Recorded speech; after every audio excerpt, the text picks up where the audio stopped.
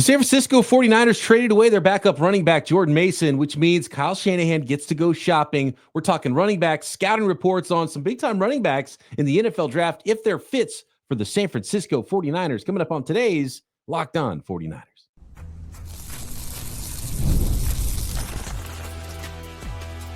You are Locked On 49ers, your daily San Francisco 49ers podcast, part of the Locked On Podcast Network, your team every day. Welcome to Locked On 49ers. Brian Peacock and Eric Crocker at BD Peacock at Crocky209. Thanks, everybody, for making this your first listen on the Locked On Podcast Network, your team every day. Love our everydayers. Thanks for stopping in. If you're on YouTube, I know you're subscribed already if you're an everydayer. And if you're not, hit that button right now or hit the thumbs up. Just let us know you stopped by. Also, notification bell so you know when we go live, which we like to do, once or twice a week and have some fun and hang out with you all in a live setting. If you're new to the program, welcome. Subscribe on YouTube and anywhere you get your podcasts. Today's episode of Locked On 49ers brought to you by FanDuel. Right now, a special offer for our listeners, and it's tourney time, right? You can get $200 in bonus bets if you win your first $5 bet. Just go to FanDuel.com to get started. All right, Croc, big one here. Let's start breaking down some of these running backs. I think some might go a little bit too high, but no running back goes too high for Kyle Shanahan, too. So I don't think 49ers fans should be super surprised. 11 is a stretch, but 43, 75, and for sure all bets are off 100 and beyond for the San Francisco 49ers to be drafting a running back in this draft. Let's start at the top. We've already done Ashton Genty, but let's go to the guy who's consensus number 2 running back in this class, Omarion Hampton. It was a fun watch for me. A little bit of a throwback. Like, we don't get running backs like this anymore. This is what it used to look like, right? Like in the 80s, big, fast running back, best athlete on the field. I enjoyed watching myself some Omarion Hampton, and I get why he has a lot of fans. No, Omarion Hampton, he's someone, because remember, a lot of times I'm watching these prospects, I don't know height, weight. I know this guy's height, weight, 40 time, and all those things are impressive. You're talking about someone who's over 6 foot tall, 6'1", like 225 pounds or whatever, runs low 4.4s. And when you watch him on film, you see all of those attributes jump out to you. I mean, this is a big, strong, fast guy, one-cut guy. The offense, it's a little bit more difficult to truly understand what it would look like in more of a pro-style offense because it's very air raid-ish where they only probably have a couple of different runs. So a lot of times, if it's blocked up well, boom, he can, hit those holes, hit the crease, get the extra yards, get around the corner. He finishes runs off extremely strong. For someone of his speed, though, I will say I felt like for a fast guy, there were a couple of breakaway opportunities in some of these games where he didn't quite score.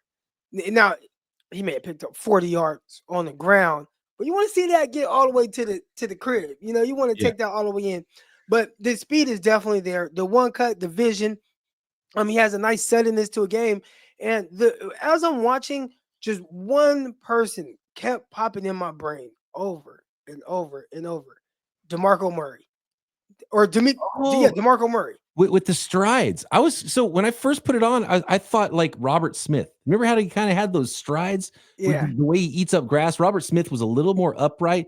Hampton really runs behind his pads, gets that body lean, but he's kind of got a stride to him. I think that's a good one. A little under 6 feet, 221. His speed isn't, he ran a 4.46 the combine. The top speed may not be like the factor, but like that burst, when he hits that hole and sees it through the line, it's like, oh, dang, this guy's got a gear to him, and he's got a burst. It's really fun to watch. At his size, 221 pounds, you don't see a lot of guys move like that. Yeah, and I think that's what Kyle Shanahan, I think he's going to like both aspects of that. Somebody that knows how to finish runs, but also just 1 foot, boom, let me get upfield. And I think you put him in the outside zone, kind of stretch offense, some of the run styles that the 49ers do, run scheme that the 49ers do, I think he can excel in that at a very high level. 38-inch vertical, 10'10", broad jump, great athlete, big human, can catch the ball out of the backfield, pass protector, complete back, every down back, bell count type back. You talk about the finish, though. I almost got a little worried watching his tape for his future in the NFL and how long he'll play because there's some car crashes on tape. Like, he's not afraid to hit guys, and you almost want to dial it back a little bit. Well, he's bigger than a lot of the linebackers nowadays, right? Like the linebackers are coming in 225 to 230, and he's up there with them in weight, and he's running at a faster speed. So he's probably like, you know what, I'm betting on myself to be able to finish this off pretty good. Super high grade, right? Probably. Like, there's not really many flaws you can find in his game. I think he'll go too high for the 49ers to draft even in round 2. He might be a first round pick, even with running backs this day and age, kind of sliding a little bit. So I don't know if we have to go in too much detail with Omarion Hampton. We got to rank him and we got to know who he is. And probably a better chance 49ers end up playing against him than playing on his team, because I don't think he's going to be there at pick 43 based on the way I'm seeing mock drafts right now. It's definitely somebody that when they drafted Ty Davis-Price or they drafted Chase Sermon, it's like, okay, let's see how this goes. But they draft Hampton. It's like, oh, well, of course they draft Hampton. Oh. This is a legit fit. Oh, yeah. Sermon and Ty Davis-Price, it never felt like it was a fit. Felt like more forced than legit fit. There were certain things about Ty Davis-Price I liked a little bit more than Sermon. But even then, this is a different caliber of a prospect. Yeah, and fits pretty much any kind of an offense and would definitely be good in that wide zone scheme for the 49ers. Here's a player, Cam Skattebo, next. We're going to get to Kaleb Johnson, and we're going to get to both the Ohio State backs as well, Quinshon Judkins and Trayon Henderson. And there's one guy in this group that I think is going to be Kyle Shanahan's, the one that's going to be tough for him not to draft, say, in the second round if he's there. And it's not Cam Skattebo, but Cam Skattebo seems to be every 49ers fan favorite running back right now. Arizona State running back. He is a 49ers fan. He's local 49ers fan, and I think that's why 49ers fans like him. Cam Skattebo, interesting prospect. 5'9.5", 219 pounds. Croc. He's a very tough runner. Again, a lot of these backs are. College football teams don't throw the ball to their running backs all that much. A lot of these running backs are really good out of the backfield catching the ball too. Complete players. Cam Skattebo, I think he's going to be a third down back in the NFL. The question I have is he a first and second down back?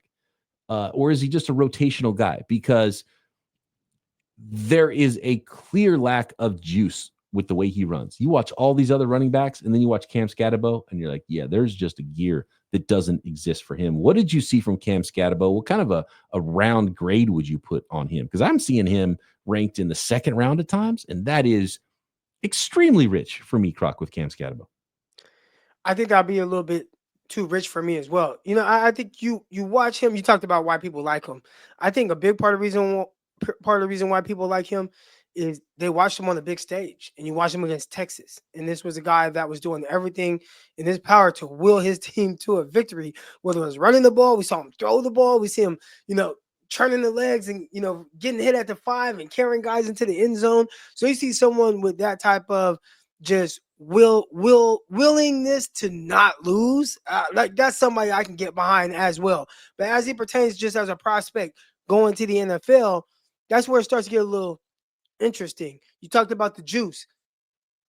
I knew he maybe wasn't quite like just fast or super bursty because of how many tackles he had to break. And it's not just offensive line. It's with the running backs, a lot of the stuff is about angles and being able to explode right now. And can you squeeze through these holes and get skinny?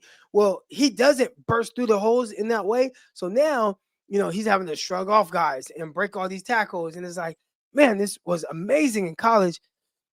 Will he be able to do that same thing at the NFL level? Will he be able to break as many tackles at the NFL level when now everybody else is really good? They're really good athletes all over the field. So the lack of burst, that was something that I definitely noticed, especially in that intermediate game. But as far as just the feet, I was pleasantly surprised. I thought he had really good feet, had some nice jump cuts. I thought that if there was a hole there, he had good vision. We've been able to see it. Is he a guy that's going to make guys miss? Not quite. But again, being able to break tackles, understanding leverage, and had a little bit, some breakaway plays. But at the NFL level, again, I don't know if he's fast enough to be that every down guy. The hands were good, made some big plays. I referenced the Texas playoff game where he had a terrific big play down the left sideline. Again, a lot of good plays in that game. And this is a guy I watched even at at Sacramento State.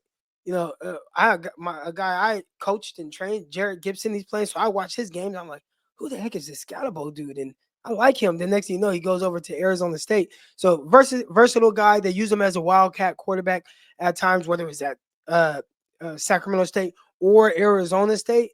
But enough juice. That's going to be one of the bigger questions. Is he quick enough? Is he explosive enough? Putting his foot in the ground right now. His testing numbers, I haven't seen a 40-yard dash time, but some of the explosive drills with the broad jump and the vertical jump, that says he clearly has explosiveness. Does he have that, like putting his foot in the ground? And, from a speed perspective, I think that's going to be a big question for a lot of NFL teams. All right, I got a comp for Cam Skattebo in the NFL next. The final grade there on him. Some final thoughts on Cam Skattebo. We got Kaleb Johnson. We got Quinshon Judkins and Trayon Henderson. Henderson, I think the guy for Kyle Shanahan. I don't know. We'll see. We'll get into the scouting reports on these guys if they're fits for the San Francisco 49ers next. This episode of Locked On 49ers brought to you by FanDuel, America's #1 sports book, and it's March Madness time. March Madness is here. It's time for the tournament, and you know what that means. FanDuel is giving you the chance to get in on all the action like never before, because right now new customers can get $200 in bonus bets when your first $5 bet wins. That's $200 extra bucks to use on everything from buzzer beaters to Cinderella stories, and even who's cutting down the nets. You got your eyes on some underdogs in this year's tourney? Well, FanDuel makes it easy to get to bet on those spreads, totals, and game props. Tournament games happening every day, so there's always something exciting going on at FanDuel. And the app is super easy to use. When you win, you get paid instantly, no waiting around. So visit FanDuel.com or download the app and get in on the college hoop action all tournament long. That is FanDuel.com.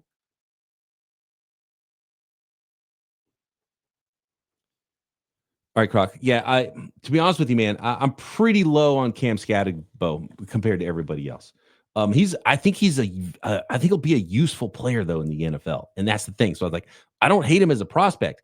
I just can't look at him with his lack of burst and say, oh yeah, this is probably going to be a starting caliber guy. And I have a feeling teams are going to look at him as well and think, man, and we'll see what that 40 time ends up looking like. But like, I think he's like a 5th round guy, but I think he's going to be useful because I think you can use him on third downs. He'll pass protect for you. He'll hit you. He can be a short yardage back. He can catch the ball out of the backfield. And if he was like 6 feet, 6'1", I'd say, man, this is your next Kyle Juszczyk, right? Put a few more pounds on him. He could be 6'1", 230, but he's 5'9.5". And he's pretty puffed up and pumped up already. Clearly, he put some work in the weight room. So I don't know if he can get bigger and even play like a fullback role. So he's really sort of a hybrid third down player. My comp for him is Rex Burkhead, who's with the New England Patriots most famously. And so I went back and I was like, okay, well, what was Rex Burkhead's combine workout numbers? Well, he's 5'10", 215, had a 39-inch vertical. And we saw a 39.5-inch vertical from Cam Skattebo. So really similar type of workout numbers, which surprised me. So I was like, okay, well, there's something to this comp then. But man, he just looks stuck in the mud. And those jump cuts you're talking about, you're like, okay, he shows some explosion, and then he does the jump cut, and he's like, here, and there's a hole, but he can't get through it because he just doesn't have the burst to go as a runner. And that's a big problem for me. And I think it's a huge problem in Kyle Shanahan's scheme, doing some of the outside zone stuff and getting out there and then one cut and getting upfield. That is not Cam Skattebo's strength at all. And so to me, he's, especially with the 49ers, would be like a third down back role player, borderline fullback. But he doesn't really have the height to, is he going to be big enough to be like a full-time fullback role in the NFL? Do you need him to be a full-time fullback, or is he tough enough just to block sometimes and then be a third down back? I don't know. It's really tough for me. I think I'm all the way out on Cam Skattebo versus where I'm seeing some players put him in mock drafts. When you think of Skattebo, as far as the fans go, are they saying, okay, because I saw this a lot on social media, Jordan Mason's traded, 49ers need to draft Skattebo. Like, that's what I was seeing. Mm-hmm. Are they skipping over all the other backs and saying draft him over these guys? Or are they saying draft Cam Skattebo because 49ers will be able to pick him in the 4th round and we really like him in that range? Or are they thinking like, no, draft him in the 2nd round, we pick 43 overall? They're talking about him like 2nd, 3rd. I see him a lot in the 3rd round as the potentially a guy. And just because he's powerful and built in a way, I don't think he's a good comp for Jordan Mason. In fact, the next guy I think is a better comp for Jordan Mason Croc. And by the way, again, Skattebo, I don't think he's gonna be a Shanahan guy. And unfortunately, you know who would love Cam Skattebo is Bill Belichick. Bill Belichick doesn't have a team in the NFL anymore, and I think Skattebo's out of. I think he's out of years to go to North Carolina and play for Bill Belichick. But you know who actually plays more like Jordan Mason is Kaleb Johnson.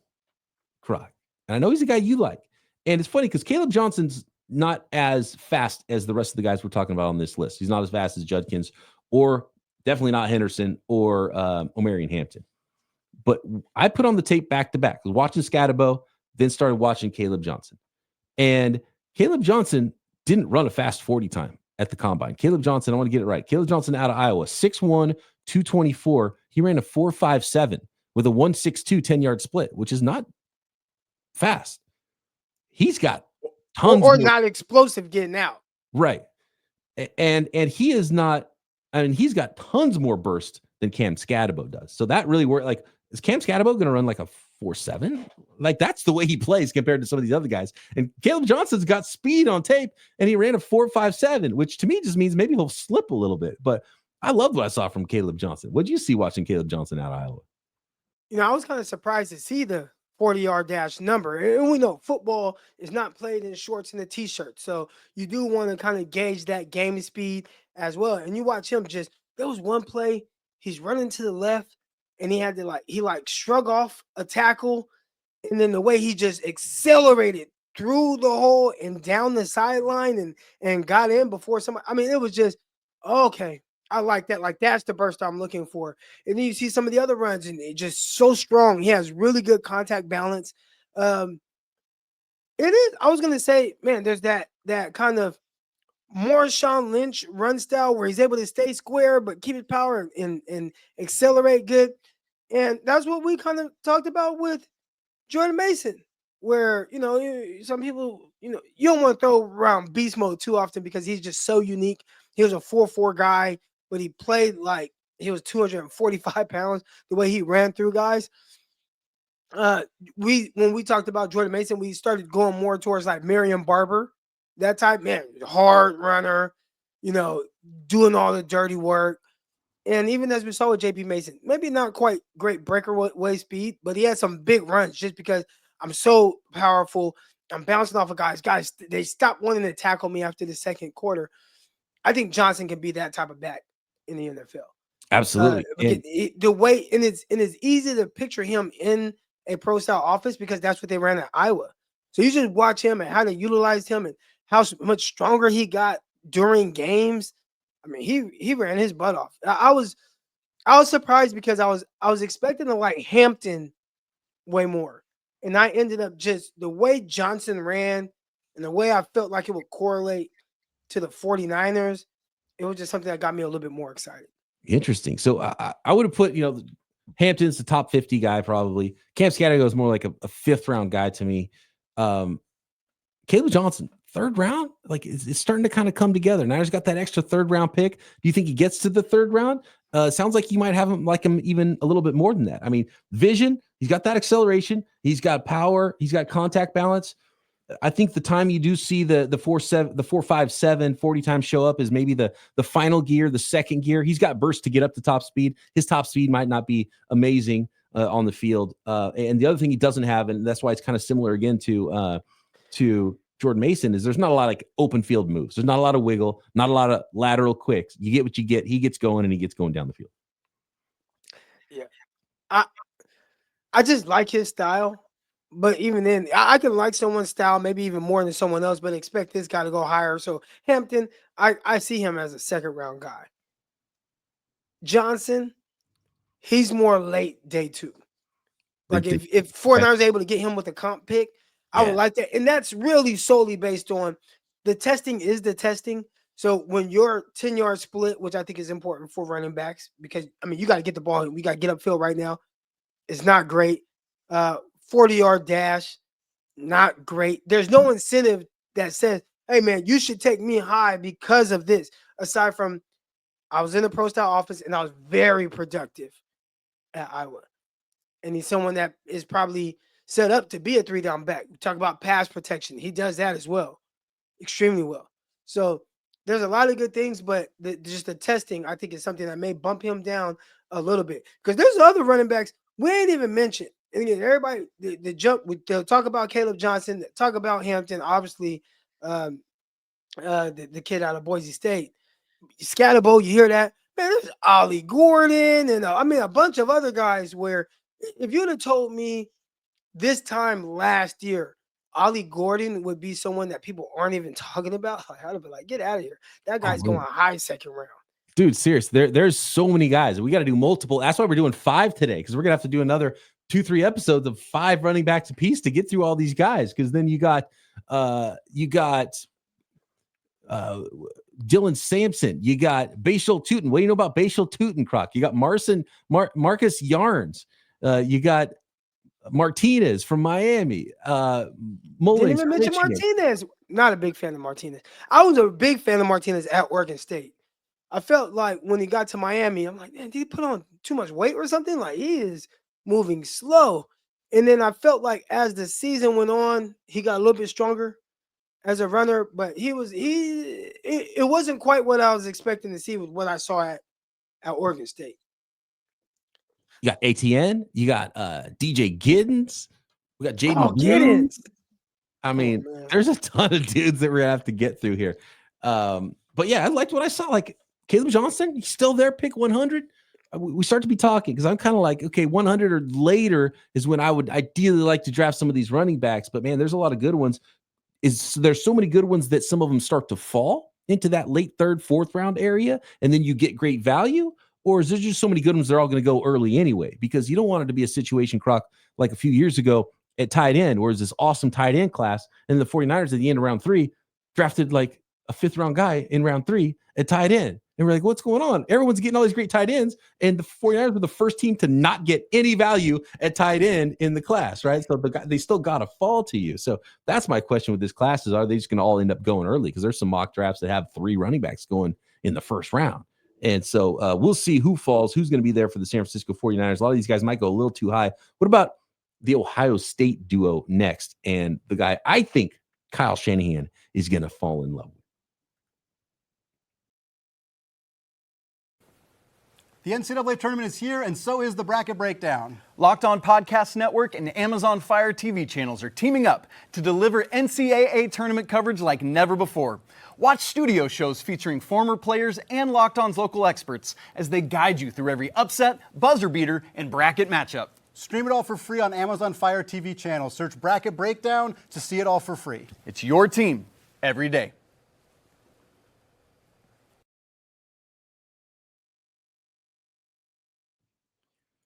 All right, Croc, this is the Kyle Shanahan draft crush. I'm calling it now. It's Treveyon Henderson out of Ohio State. And this dude, if you want burst, this is your dude, in my opinion. One cut runner that gets going downhill and can take it to the house every single time. Treveyon Henderson out of Ohio State, 5'10", 202 pounds at the combine. I think he was listed at 206. So not the biggest back, but he runs with some toughness despite not being the biggest back in the world. Another guy who can catch the ball out of the backfield, is a do-it-all player. 4.43 at the combine, 1.52 10-yard split, 38.5-inch vertical, 10.8 broad jump. So just a stellar athlete is Treveyon Henderson, Croc. And what I love about Treveyon Henderson is, again, that one cut and the ability to see the hole first and then get through the hole, which is why we've seen some of these really fast athletic backs in 49ers recent history be able to hit some of these big runs and hit big home runs, because you not only have to see the hole, but you got to be able to get to it. And man, Treveyon Henderson can do that as well as anybody. The burst, the speed, the acceleration, the home run. It's for me though, it's not just like, okay, good athlete and Ohio State's good up front. You got big holes and you run through them. There's something subtle about the way he runs and sees it. And you talked about angles a little bit earlier. He understands the angles and he gets there. He's got these subtle feet in the hole where he can just, like, he sees it and he just slides. It's the tiniest little step to get him where he needs to be to hit the hole and get the angle without losing any speed and hitting it. And that's what really blows me away about Treveyon Henderson and why I think Kyle Shanahan's going to absolutely love this dude. He's got some power. He's not a power back. He's only 202 pounds at the combine, and he will break some tackles. But again, not the biggest guy. So maybe that's why he's not a 1st-round pick. Maybe he's a 2nd-round pick. I don't think he's sniffing the 3rd round, though, Croc. Not a thumper but still powerful for his size. I mean, there's a lot for me to like about Treveyon Henderson. I think he's a good receiver as well. So another complete back. And again, this is my guy. I'm calling it. This is Shanahan's guy. The interesting thing when you set his weight, you're like, 5'10", 202. You know what Brandon Ayuk was coming out of Arizona State? 5'11" and 3/4 and 205 pounds or something like that. Yeah, 205. How wild is that? Okay, I got an inch on you in height, but like Ayuk was heavier than this running back we're talking about. But this guy definitely ran like a running back. Talked about one cut. Talked about angles. And we need to talk about being able to exploit angles. And that's exactly what he did to Jair Brown. So there was a play that Peacock and I have pointed out from a couple years ago, and we referenced it during that time with Jair Brown and his speed. And we're looking at this running back from Ohio State just run away from him wearing number 32. And it's like, well, look at how this guy, ran off. Jair Brown had an angle, and he just got outran by this running back who probably runs a 4.6. Well, we found out the running back runs low 4.4s and has legit NFL speed. So maybe being just a little too harsh on Jair Brown, you still want to see him make that tackle. But this is the type of running back that he is. And this is obviously the type of back that Kyle Shanahan covets in his offense. There was a big play in, maybe the first playoff game that they played, that Ohio State played, or maybe it was like right before, but he took a screen like 72 yards. It's so good ball skills. The run after catch ability is definitely there. And everything that you highlighted was him as a running back. So he brings a full circle. He's able to do a little bit of everything and do certain things at a higher level than other guys. So you talk about him being the perfect Kyle Shanahan back. I would love this. I would love give me Henderson and give me Johnson. And I have like these two backs who I think complement each other extremely well. And I'd be excited about that. It's funny because you said that. I was about to say, actually, he'd be a perfect back to pair with Jordan Mason if they decided, let's save even more cash. Let's keep Jordan Mason and let's trade Christian McCaffrey. Then we draft Treveyon Henderson in the second round. That's kind of the path I was thinking. But yeah, absolutely. Like have a little power back to go as a change of pace to someone like Treveyon Henderson so you don't get your guys killed out there. So some people may bring up Garindo. Well, 49ers still have Garindo. Garindo ran well for the Niners, and I think that was a little bit more scheme as opposed to some of the things that he can do on his own, because when you just watch him on like a consistent basis, it took a little bit to kind of get him going, and he was able to spring off some big runs. Is Garindo able to be that consistently? I'm not sure. And again, this guy that had a lot of opportunities, whether it was at Wisconsin, I know he came in as a receiver, and he's a running back. That's a big time school that's developed and pushed out a lot of running backs to the pros. And he had to leave and goes to Louisville. He's not the starting running back at Louisville. And this is not a Reggie Bush, Lindo White type thing where one guy's not starting. And this is, the other running back got drafted, but he may have even got drafted after Garindo or somewhere around there. So maybe not the most talented guys. I think it's worth taking a swing on someone that you feel is more of an every down back as opposed to someone that comes in when your guys get hurt like they have done with Garindo. Yeah, and I think that's also all the reason why someone like Cam Skattebo probably won't be a 49er, because they already have that like second back. And I think that's the perfect role for Garindo. I don't think people should expect that Garindo is going to be the next like main back for the 49ers. I think from a vision standpoint and, I just think an injury standpoint, I just think that he's probably a guy that needs to be the secondary back, the change of pace guy. He's good catching the ball out of the backfield. He can hit a home run for you. But I think, in every down basis, I don't know if he's going to be that guy for the 49ers. Quinshon Judkins, though, Croc, could be that guy. We'll finish here. He's the other Ohio State running back, was actually a sponsored skateboarder, which I find fascinating. And when you watch him play and you see his feet, you're like, okay, I can see it. I can see how that would translate. That's a rare thing, especially for a guy that's this big to be on a skateboard. Most people on skateboards are pretty small, and even if they're a little bit taller, they're aren't skinny. You think about Tony Hawk, right? That dude was like maybe 110 pounds, even though he's 6'3" or whatever. But Quinshon, real quick, do they still do that? Like Tony Hawk, I mean, it was a video game that we played for years, like Tony Hawk 1, Tony Hawk 2. do they still do stuff like that where they give a play like a person their own game? I don't know. I'm not in. I've seen the Tony. It's for sure skateboarding. It's still just Tony Hawk. I think for golf, it's still like Tiger Woods golf. I think once you're that guy, then it stays with you forever. It's still Madden football, right? You just had to be the top guy at the right time in the 1990s to get yourself a game, and then it just stays. Joe Montana had his own game. That's true. I used to play Joe. It was called Joe Montana Sports Talk Football. That's right. Yep, and I played that. So it's just interesting. Guys had their own games back in the day. And you don't see that anymore. Quinshon Judkins might have his own football/skating game. Love this guy. Every down ability, 5'11 and a half, 221 pounds, another bigger back that can absolutely run, 4.48 in the 40, 151, 10-yard split, 38 and a half inch vertical, 11-foot broad jump. Like, dude's got it all. He can catch the ball out of the, just easy, natural athlete for his size. Great hands out of the backfield. Awesome feet for a bigger running back. Good speed, plenty of speed. 4.48 versus 4.43. I think there's a big speed difference when they play between Trayon Henderson and Judkins, even though their 40 times are only 0.05 off, but that's kind of play speed versus time speed. The one thing that's really interesting about play style with Quinshon Judkins, Croc, my comp for him is Le'Veon Bell, because size, athletic ability, great feet, ability to catch the ball out of the backfield. But the other thing is the vision. And I was having a hard time. Quinshon Judkins, is he just super patient? Is he seeing it slow with his vision? Because sometimes you're like, man, go get the hole. Go get it, But is it the right read that he's just slowly reading it and being patient like Le'Veon Bell? Or does maybe he just not read it quite as good as someone like Trayon Henderson, who in the same offense just hits the hole so darn fast?